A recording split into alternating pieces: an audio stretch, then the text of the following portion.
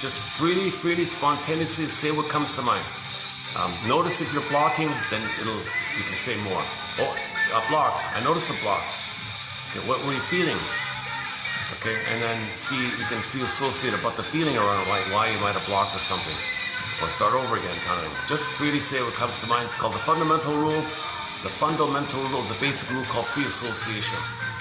They thought originally, Mr. Freud thought originally, let's do hypnosis, let's put him half asleep and let him say things. But then when he comes to, he doesn't remember, so it doesn't help. Because that's the issue. You got to be conscious. In hypnosis, you're not conscious. But when you free associate, oh my, did I just say that? Oh my God, I just said it. You believe it. Because you heard yourself say it. But under hypnosis, you don't hear yourself saying it.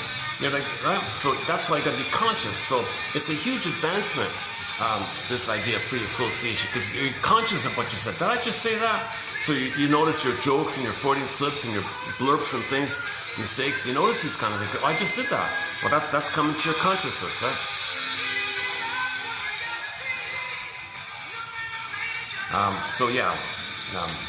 There's a very good quote on free association from 2 weeks ago. I recommend that. Okay, so let's just put the topic on why mothers are failing the babies.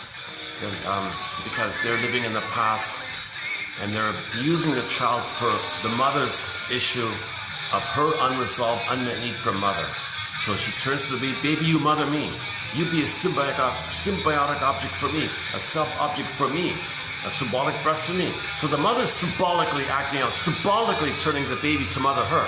It's nonsense. She can't believe that.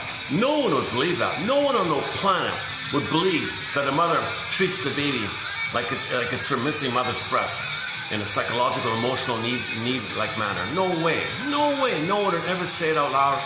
Only here on 1,000. No one even write it down. Man, oh man. The closest we get is when a shrink writes his case report and writes down what the clients say. That's the only way we can get a little clue. Today's a bit of an example. Today might be a partial example of Burglar's quote here. Burglar is gonna, in the quote we're posting here today below, 28, right? 3128. The client said to the shrink, Burglar, you mean to tell me I'm a man, but I'm acting like my mother? Doesn't make sense. How can that be? I'm a man. Why would I act like my mother? I'm a man here. And my wife? You mean I'm treating her like me and I'm a boy? And I think my wife is a little boy me? What the hell?